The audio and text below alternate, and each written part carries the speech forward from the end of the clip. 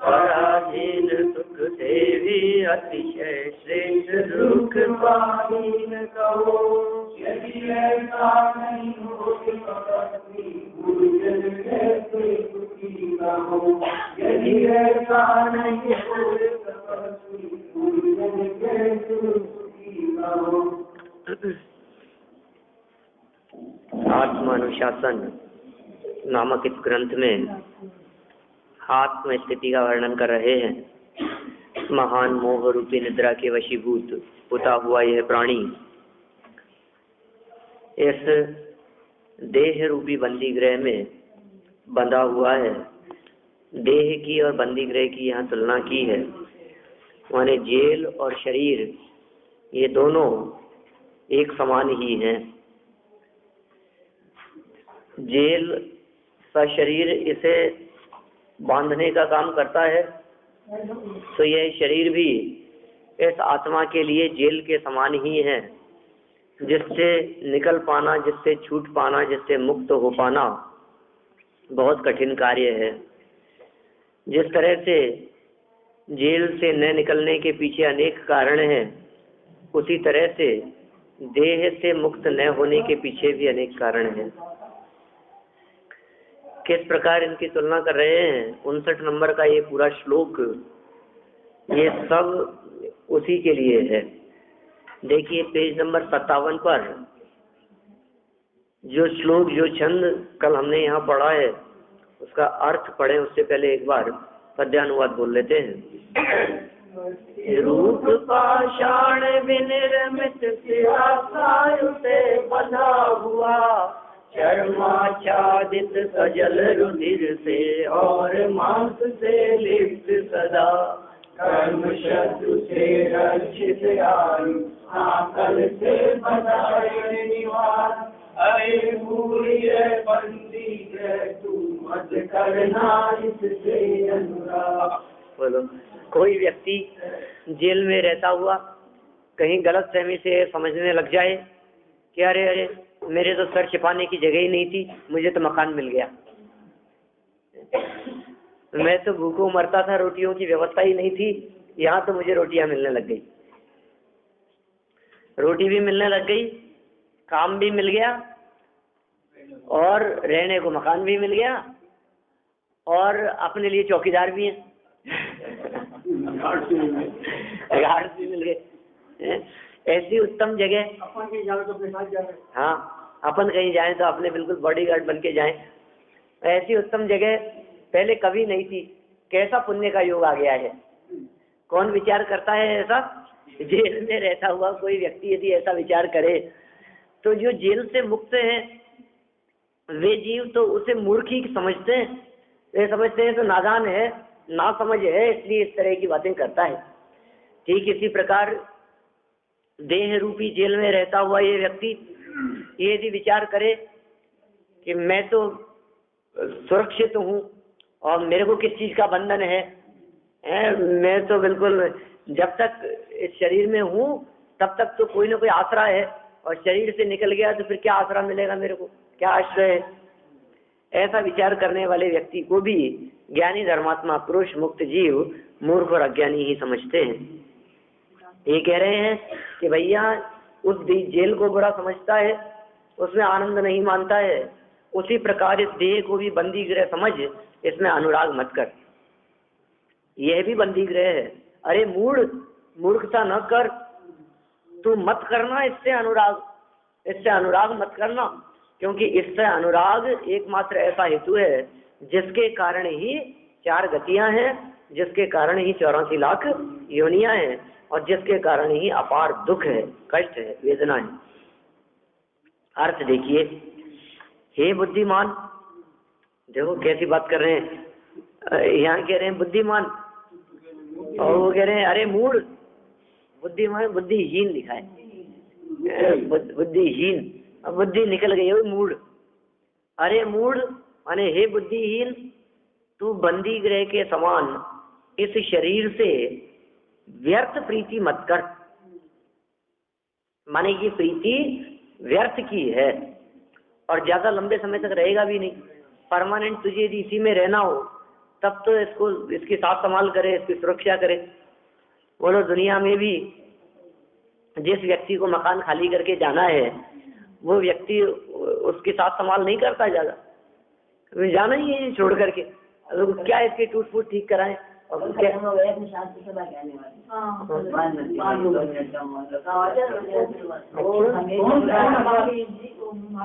अजमेरा भानुमती जी ना विनय बाबू के मकान में रहते विनय बाबू के पास रोज आते थे, वो तो सस्ते थे, कल भी आए थे।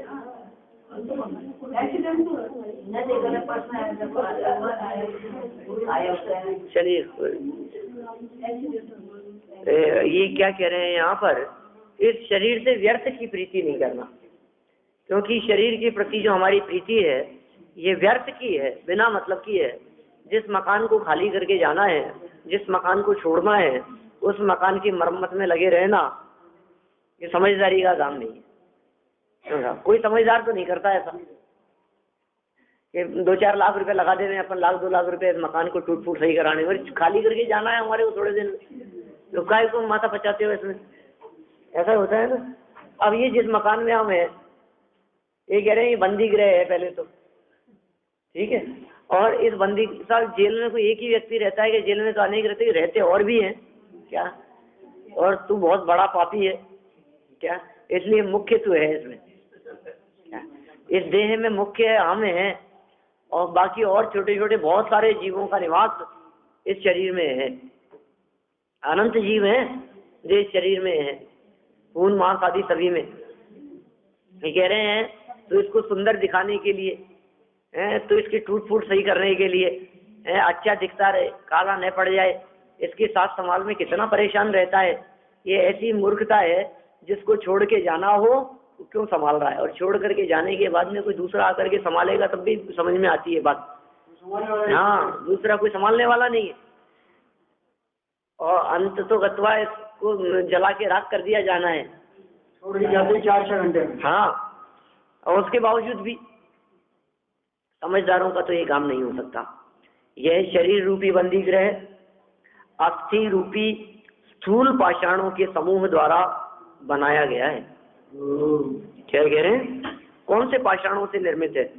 साहब आप बंदी गृह, बंदी नहीं, बंदी गृह माने जेल, माने उसका एक स्थान रहने का, बंदियों के रहने के घर को बंदी गृह कहते हैं।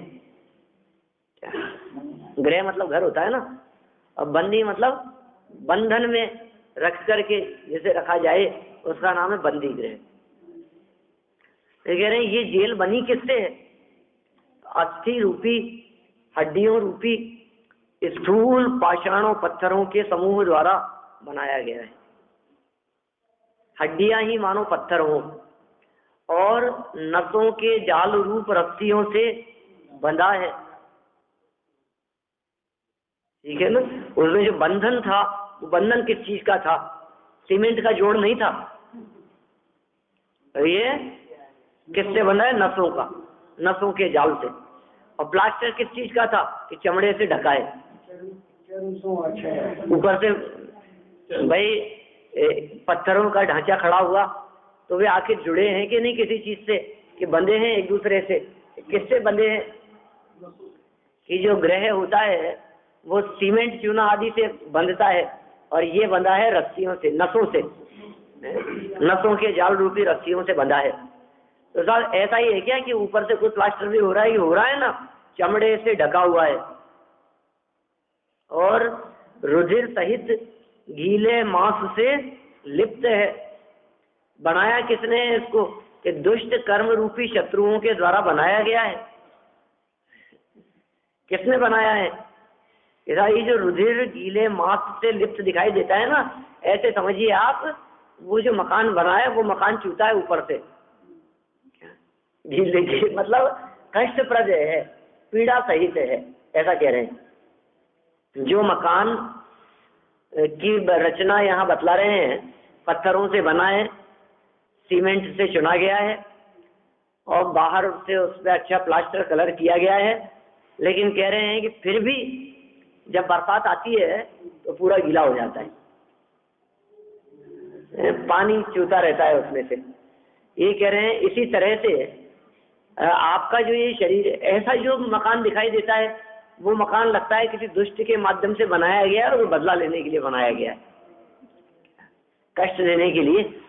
ये कह रहे हैं इसी तरह से तुम्हारा ये शरीर हड्डियों रूपी पत्थरों से, नस जाल रूपी रस्सियों से बंधा हुआ, चमड़े से ढका हुआ, लेकिन फिर भी अत्यंत कष्टदायक गीले मांस से लिप्त है। रवि ऐसा कष्टदायक क्यों है? कि हमें तो ऐसा लगता है कि ये जो बनाया है ये दुष्ट कर्म रूपी शत्रुओं द्वारा बनाया गया है, इसलिए ऐसी दशा है। यदि दुष्ट कर्म रूपी शत्रु इसको न बनाते तो शायद थोड़ा सा अच्छा होता, जंग बनाता। हाँ, जगह जगह से खून नहीं टपक रहा होता है, पीप नहीं बह रहा होता, गंदगी अपवित्रता नहीं बह रही होती, यदि अच्छे कर्मों के माध्यम से बना होता तो। लेकिन दुष्ट कर्मों के माध्यम से बना है तो कभी तो कान बहने लगता है, कभी नाक बहने लगती है, कभी आंख में से पानी बहता रहता है। बोलो, ये कह रहे हैं दुष्टों के माध्यम से बनाया गया है, अपवित्र है, ऐसे ही बहेगा यहाँ पे। और आयु कर्म रूपी प्रगाढ़ तथा भारी वजनदार बेड़ियों से युक्त है। कहते हैं कोई व्यक्ति कि यदि इतना कष्टदायक है और ऐसे दुष्ट कर्मों द्वारा बनाया गया है तो तुम इस मकान में रहते क्यों? निकल के चले क्यों नहीं जाते? दूसरा ठिकाना क्यों नहीं देखते? तो कैसे निकल करके जाएं? आयु कर्म रूपी बेड़ियों से बांध रखा है, निकल नहीं सकते। नहीं, क्या कहना चाह रहे? कैसे तुलना की है इसकी? बंदी गृह से हमारे इस शरीर की तुलना करके बताइए। सोच है, अर्थ किया। देखिए आप, क्या दुष्ट कर्म रूपी शत्रुओं द्वारा निर्मित और आयु कर्म रूपी प्रगाढ़ और भारी वजनदार बेड़ियों से युक्त है। भारी वजनदार है बेड़ियां, प्रगाढ़ है, कष्टप्रद है।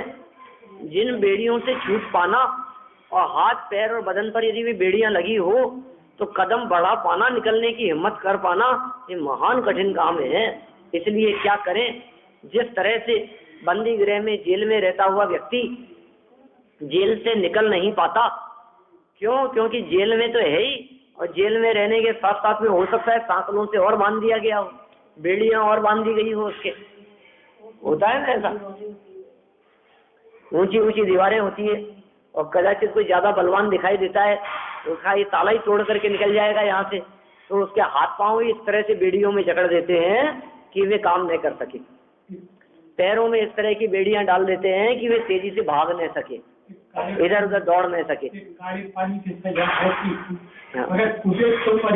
हाँ, ठीक बात। देखिए भावार्थ इसका क्या कहते हैं? बंदी गृह के समान अन्य कोई स्थान दुख का कारण नहीं है। मतलब वही पराधीन स्वप्न सुख नहीं। बंदी गृह मतलब पराधीनता। आप सोचिए, आप जिस घर में रहते हैं, कई बार स्मारक में जैसे मैं बात करता हूँ ना कई लोगों से, तो जैसे पीयूष जी वगैरह कई बार ऐसी बात कहते हैं कि एक महीना हो जाता है हम तो स्मारक के बाहर ही नहीं निकलते। मैंने क्या कि कोई काम ही नहीं, क्या करने के लिए बाहर निकले? कई बार ऐसे बहुत दिन निकल जाते हैं कि यहीं मंदिर, यहीं खाना पीना, यहीं रहना, यहीं से सब काम, सब काय के लिए यहाँ से बाहर निकले। बाजार से कुछ लाना हो तो जाएं, नहीं तो क्यों जाएं, तो घर में ही रहते हैं। तो मैं तो ये कह रहा हूँ कि जिस तरह से उस जगह पर रहता हुआ, किसी एक ही जगह पर रहता हुआ व्यक्ति कुछ काम न हुए तो अनेक दिन एक ही स्थान पर निकाल ले, लेकिन यदि उससे कहा जाए या आज आप यहाँ से बाहर नहीं निकलोगे, अब पराधीन हो गया, अब बंधन हो गया, तो लगता बांध दिया गया हमारे को। मान लीजिए आप प्रवचन में बैठे हैं और 2-3 घंटे कोई कार्यक्रम चल रहा है, मान लीजिए 2 प्रवचन चल रहे हैं, कुछ आगे पीछे 2-3-2-2.5 घंटे आप बैठे हुए हैं, आप उठे नहीं है, कोई दिक्कत नहीं है, अपने मर्जी से बैठे हैं। लेकिन किसी ने कह दिया कि अब आप यहाँ बैठ गए, अब आप यहाँ से उठोगे नहीं, अब इसके बोलो अब 15 मिनट में अब इसको ऐसा लगता है कि उठ ही नहीं सकता मैं, बंधन है। ऐसे ही यहाँ कह रहे हैं भैया, जहाँ पराधीनता का वेदन है, जहाँ परतंत्रता का वेदन है, वहाँ अपार दुख है, और जहाँ स्वाधीनता है वहाँ सुख है। आपकी आवाज नहीं निकलेगी, बहुत ज्यादा पड़ेगा। इसलिए कैसे शब्दों के प्रयोग किए यहाँ, बंदी गृह के समान अन्य कोई स्थान दुख का कारण नहीं है। माने और कोई, जहाँ बंधन है वहाँ दुख है, और जहाँ बंधन नहीं है वहाँ दुख नहीं है। परतंत्रता, पराधीनता दिखती है। यह शरीर भी बंदी गृह के समान है। जैसे बंदी गृह बड़े बड़े पत्थरों द्वारा बनाया जाता है, वैसे यह शरीर हड्डियों द्वारा बनाया गया है। ये तुलना की है, ये भावार्थ लिखा है किसने? टोडरमल जी साहब ने। जैसे बंदी गृह बड़े बड़े पत्थरों द्वारा बनाया जाता है, वैसे यह शरीर हड्डियों द्वारा बनाया गया है। जैसे बंदी गृह में अनेक बंधनों से बांधा जाता है, वैसे यह शरीर अनेक नसों के जाल से बंधा है। जैसे बंदी गृह छत से ढका होता है, वैसे यह शरीर चमड़े से ढका हुआ है तथा रुधिर और मांस से लिप्त है। जैसे बंदी गृह दुष्टों के द्वारा बनाया जाता है, वैसे यह शरीर, देखो बंदी गृह वास्तव में दुष्टों के द्वारा बनाया जाता है, ये दुष्टों के लिए बनाया जाता है। दोनों बातें लागू हो सकती है, लेकिन यहाँ कह रहे हैं कि अंदर रहने वाला तो समझदार है, अंदर रहने वाला तो सज्जन है, अंदर रहने वाला दुर्जन नहीं है, तो उसको बांध लिया जाता है दुर्जनों के माध्यम से, कैद कर लिया गया दुष्टों के माध्यम से, डाकुओं के माध्यम से, है उसका अपहरण कर लिया गया और बंदी गृह में डाल दिया गया, ताले लगा दिए गए, सांकलों से बांध दिया गया, रस्सियों से बांध दिया गया, कुर्सी के ऊपर बांध करके बिठा दिया गया उसको। ये ऐसी चर्चा कर रहे हैं। ये बंदी गृह दुष्टों के द्वारा बनाया जाता है, वैसे ही यह शरीर कर्म रूपी दुष्टों के द्वारा रचा गया है। जैसे बंदी गृह में अनेक बेड़ियां होती है, वैसे यह शरीर भी कर्म रूपी बेड़ियों से सहित है। अतः ऐसा कौन कुबुद्धि है जो ऐसे बंदी गृह से प्रीति करेगा? देखो, कुबुद्धि वही हो सकता है जिसको इस बंदी गृह में बंदी बने का भान नहीं है, वही मूर्ख हो सकता है। ऐसा जिसको इस बात का पता है कि अरे अरे मैं बंधन में हूं, तो वो वहां मौज नहीं बना सकता, वो वहां आनंदित नहीं रह सकता। ऐसा कौन कुबुद्धि है जो ऐसे बंदी गृह से प्रीति करेगा? लेकिन दुनिया में तो कोई नहीं दिखता, लेकिन तू महानिर्बुद्धि, देखो पहले क्या शब्द दिए थे? कुबुद्धि कहा था। दुनिया में कोई ऐसा कुबुद्धि नहीं होगा, लेकिन तू कुबुद्धि नहीं, निर्बुद्धि और महानिर्बुद्धि, जिसमें से बुद्धि निकल गई है। निर्बुद्धि शब्द वास्तव में जिनकी बुद्धि भ्रष्ट हो गई उसका पर्यायवाची है। बुद्धि भ्रष्ट होने का पर्यायवाची निर्बुद्धि। बुद्धि जिनमें से निकल गई वो निर्बुद्धि है, और बुद्धि जिनमें से निकल गई माने बुद्धि भ्रष्ट हो गई। ऐसा निर्बुद्धि माने भ्रष्ट बुद्धि, बुद्धिहीन। महानिर्बुद्धि बुद्धिहीन है कौन? कि तू। अब के अपन लोग सब इसको आसानी से पढ़ते हैं, अपने को लगता ही नहीं है कि अपने को कह रहे हैं। तू ऐसा बुद्धिहीन है जो इस शरीर रूपी बंदी गृह से प्रीति करता है। अरे इससे प्रीति करना उचित नहीं है, इससे प्रीति करने में कोई सार नहीं है, इससे प्रीति करना ठीक नहीं है। घर कुटुंब आदि का स्मरण कराते हैं। साहब आप इनसे प्रीति नहीं करने की बात कर रहे हो, ये बात कुछ जच नहीं रही है हमारे को। शरीर से प्रीति करने के लिए मना कर रहे हो, और ये सब जो दिखाई देते हैं हमारे, ये देखो आप शरीर के लिए मना कर रहे हो, ये सब भी तो हैं, स्त्री पुत्रादिक भी। ये कह रहे हैं उनका भी स्वरूप जान लो एक बात।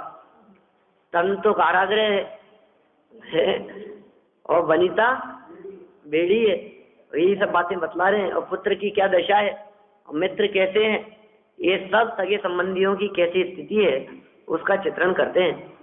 शरीर रूपी बंदी गृह के अतिरिक्त जिस घर कुटुंब आदि से तेरी प्रीति है, शरीर के अलावा जिस घर से, जिस कुटुंब से, जिस परिवार से तेरी प्रीति है, वे लोग कैसे हैं?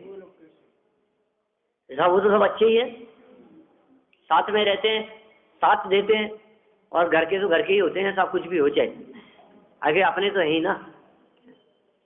कोई भी संकट आ जाए, वो आपस में कितना भी झगड़ते हो, लेकिन बाहर से कोई संकट आता है तो हम सब एक हैं, एक होकर के उसका मुकाबला करते हैं, सामना करते हैं। और दूसरा कौन किसके आड़े आता है साहब, अपना ही बच्चा अपने ही काम आएगा कि हाँ, और कुछ नहीं तो इस काम तो आएगा ही कि वो लकड़ियों के ढेर पे लिटाकर,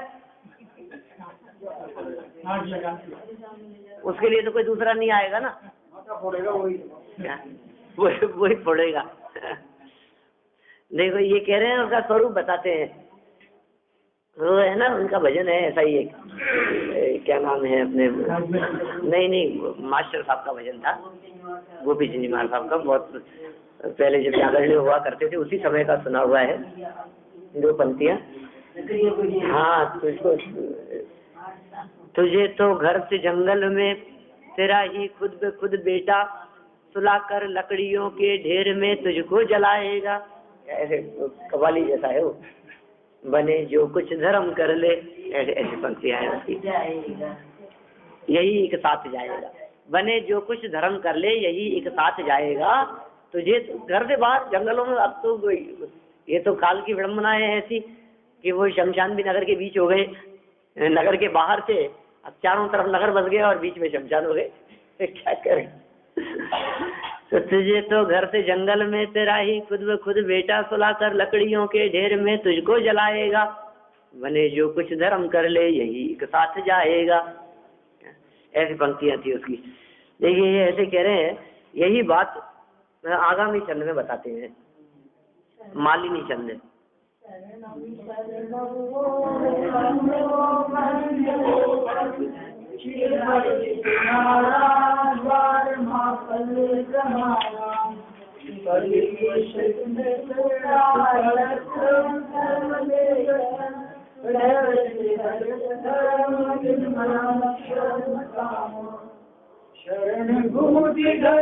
शरण है ये बंधु बंध के मूल सदा, चिर परिचित दारा को जानू, आपद घर का द्वार सदा।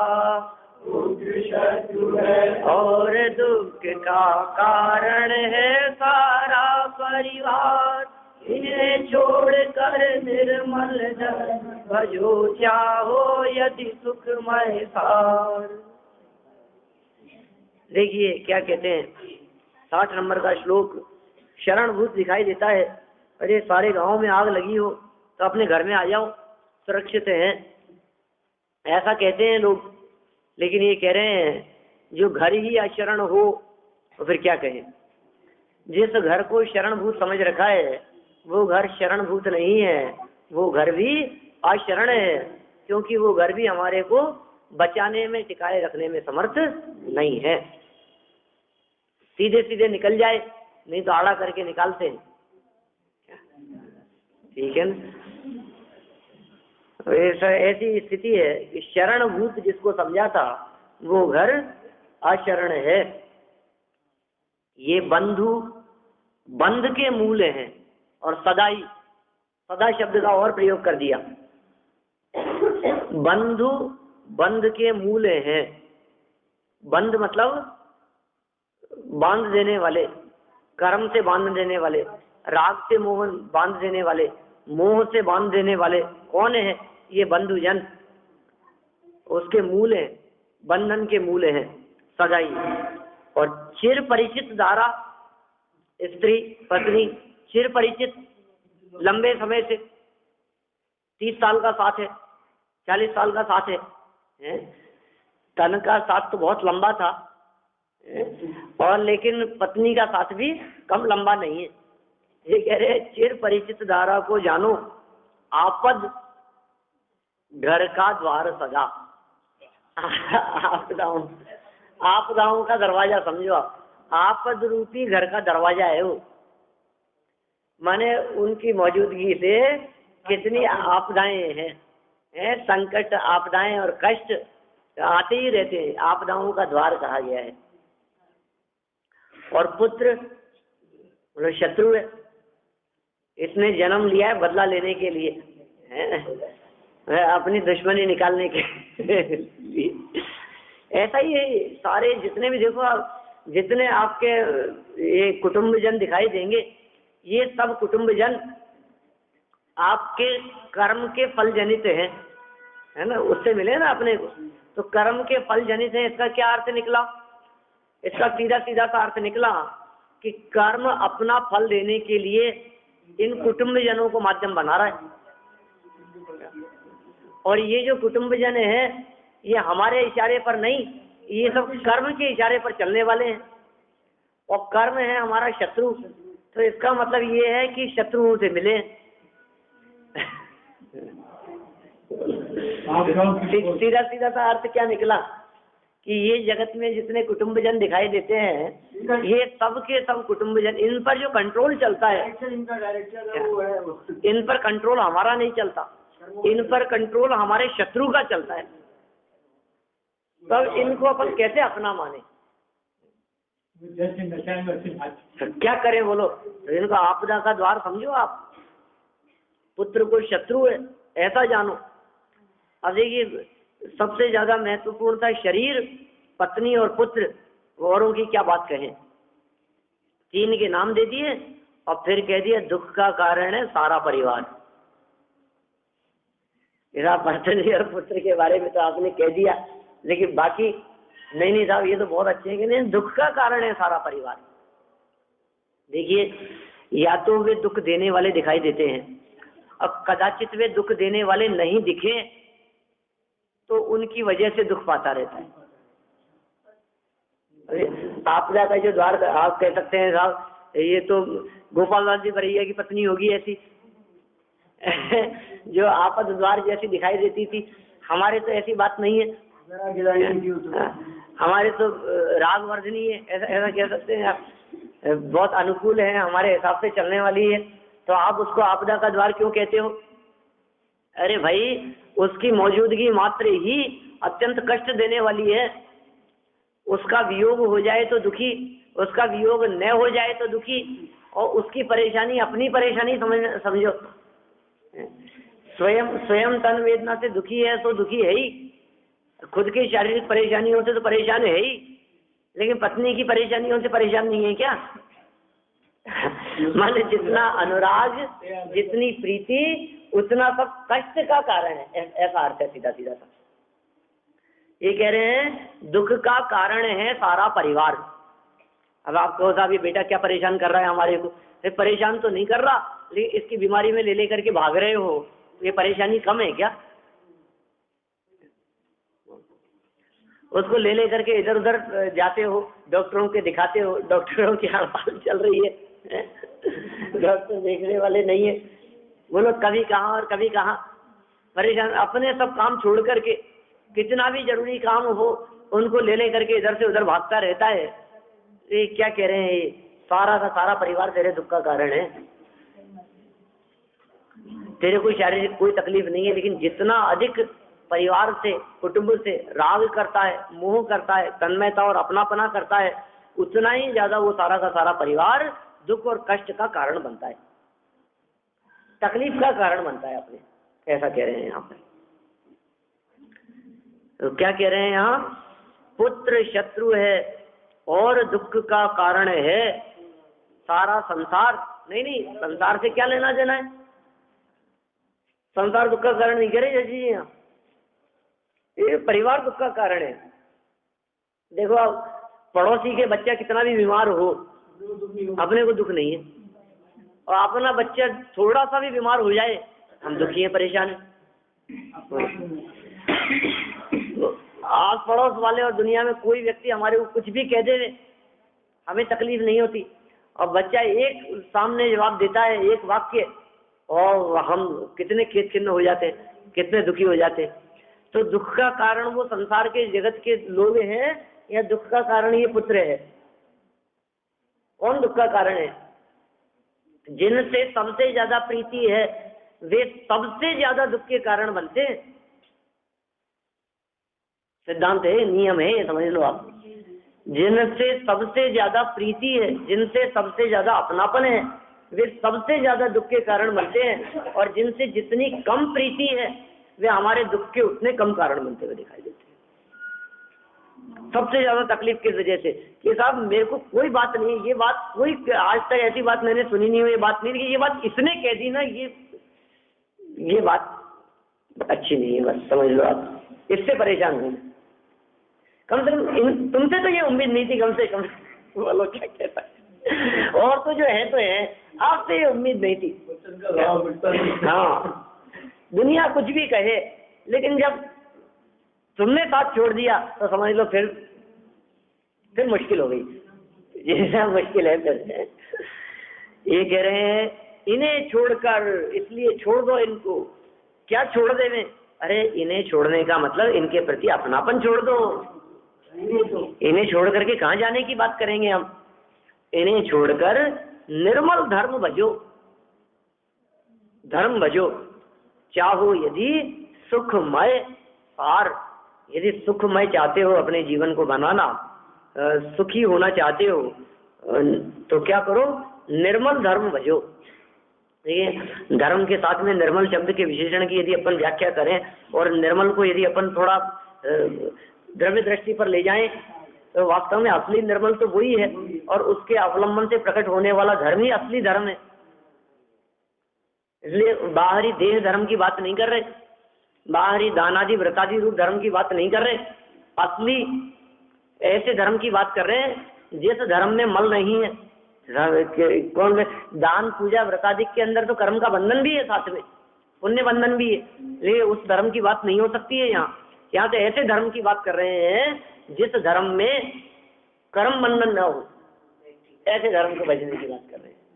निर्मल धर्म कहकर के क्या कहना चाह रहे हैं? जिस धर्म को करते समय कर्म नहीं हो, जिस धर्म को करते समय कर्म बंधन न हो, जो धर्म कर्म बंधन का कारण न हो, उसका नाम है निर्मल धर्म। और जो कर्म बंधन का कारण हो, काय का निर्मल धर्म?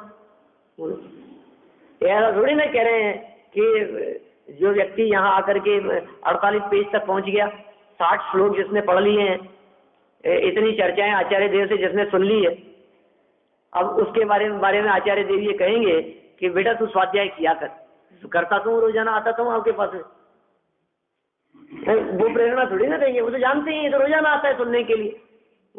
अभी यदि आपको ये उपदेश दिया जाए, देखो भाई आप प्रवचन सुनने के लिए रोज आया करो, कैसी बात करते हो? हम तो रोज आते हैं, हमें क्या कह रहे हो ये बात?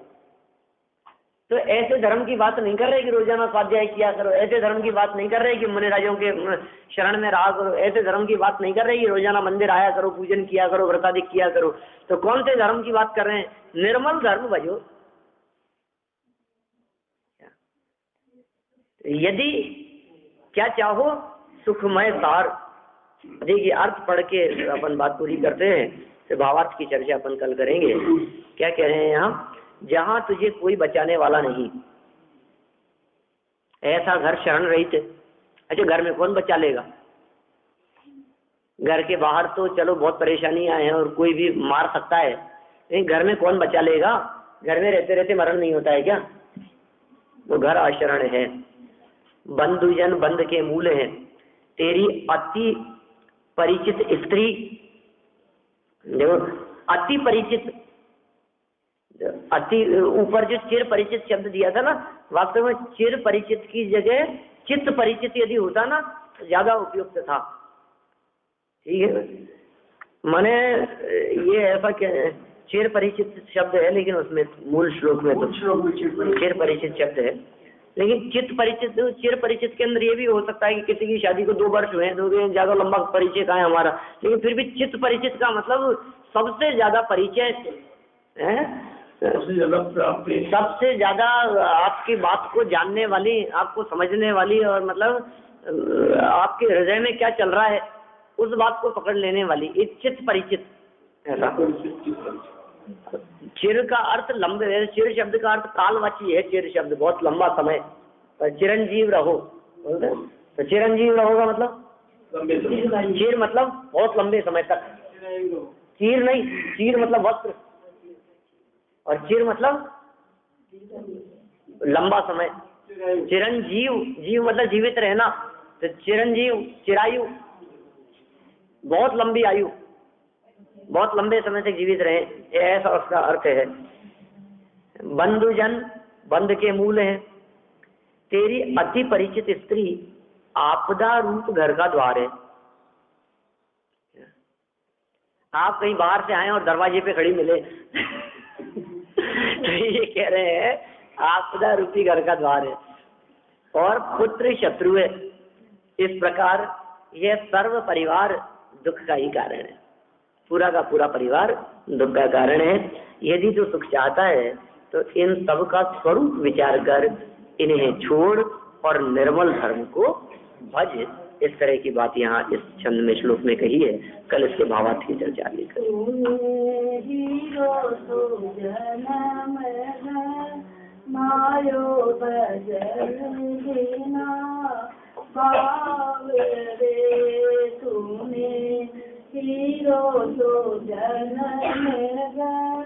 मायो गजन बिना बावरे, लख 84 बटकत सुंदर नरतन पायो। लख 84 बटकत सुंदर नरतन पायो। काम क्रोध मद मोह लोभ ने बरठाई जन्म वायो भजन बिना रे तूने हीरो सो जन्म वायो भजन बिना बावरे, भजन बिना बावरे। बनाए बिंद मरघट मलेगा दीनी चिता जलाए। बनाए बिंद मरघट मलेगा दीनी चिता जलाए। कुटुंब कबीलो देला त्यागी दीनी से दूर लाय भजन बिना बावरे। तूने हीरो तो जन्म वायो भजन बिना बावरे। बीती तो बीत गई रे, अब तो करो विचार। बीती तो बीत गई रे, अब तो करो विचार। मुट्ठी बांध आयो जगत में, जावे लो हाथ पर। सारे भजन बिना बावरे। तूने हीरो तो जन्म वायो भजन बिना बावरे। हमारे दैनिक स्वाध्याय सभा में आते थे, है ना, वो आज उनका आज ही हुआ, भानुमति जी अजमेरा ही थी वे, और कई बार मेरे को पैसे भी दिया करते थे दान में देने के लिए, और रसीद बना करके ले आता था मैं। और बहुत रुचिवान थे, उत्साही थे, और बरसों से तो हम देख ही रहे हैं। और कल परसों तक तो उनको देखा ही था, और पता नहीं अकस्मात ऐसा क्या हुआ, एक्सीडेंट हो गया और असमय में उनका मरण हो गया है। वैराग्य का प्रसंग है अपने सामने, और ऐसे प्रसंग रोजाना घटते रहते हैं, लेकिन फिर भी ये जीव नहीं संभलता है। ऐसे प्रसंगों पर अपने को वैराग्य में ही चिंतन करना चाहिए, और हम उनकी आत्मा की शांति के लिए, समझिए आप, भावना ऐसी भाते हैं कि जो तत्व ज्ञान उन्होंने सीखा सुना और वो उनके साथ गया हो, निश्चित रूप से अंत समय के परिणामों में भी, और भविष्य में सदगति की प्राप्ति करें, शीघ्र ही उन्हें निर्वाण की प्राप्ति हो, ऐसी भावना है। 9 बार नमोकार मंत्र तो हम बोलेंगे ही।